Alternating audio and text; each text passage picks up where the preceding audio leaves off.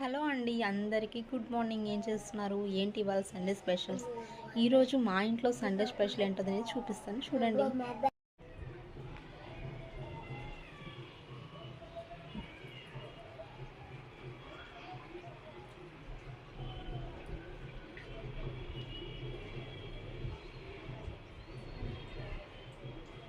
చూసారు కదా, ఈ బాల్ అయితే మా ఇంట్లో ఫిష్ కర్రీ అనమాట.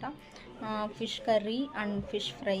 నేనైతే ఈ చేపలు మొత్తం క్లీన్గా కడిగేసి పులుసు అయితే పెడతాను. ఆ వీడియో అయితే కూడా షేర్ చేస్తాను, తప్పకుండా చూడండి.